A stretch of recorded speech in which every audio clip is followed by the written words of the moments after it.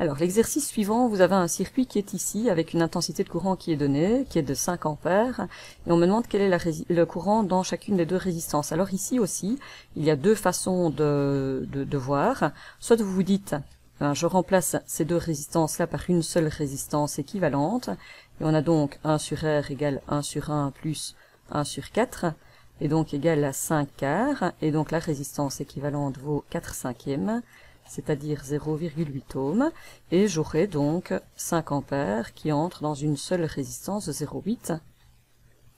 Si 5 ampères traverse une résistance de 0,8, la chute de potentiel qui est générée, U égale R fois I, c'est donc 5 fois 0,8 égale 4 volts.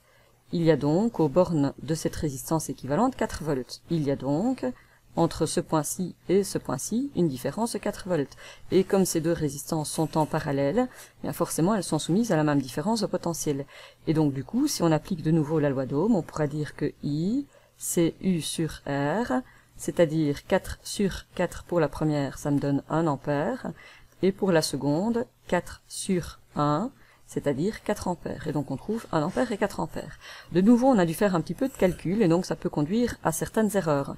Une autre façon de faire, ce serait de se dire, ce courant ici, il doit se séparer en deux parties, une vers le haut, une vers le bas. On a deux résistances, une qui est 4 fois plus grande que l'autre. Donc la résistance va s'opposer au passage du courant 4 fois plus fort dans cette résistance-ci que dans celle-ci.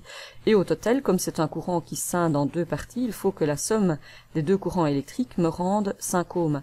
Et donc on peut facilement deviner, pas 5 ohms, pardon, me rende 5 ampères. Et donc on peut facilement deviner qu'on aura ici un courant de 4 ampères, et ici un courant qui est 4 fois plus petit puisqu'on résiste 4 fois plus fort, c'est-à-dire 1 ampère.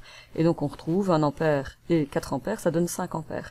Ça c'est un petit peu plus de réflexion. Si vous préférez la voie mathématique, vous pouvez toujours faire comme ceci.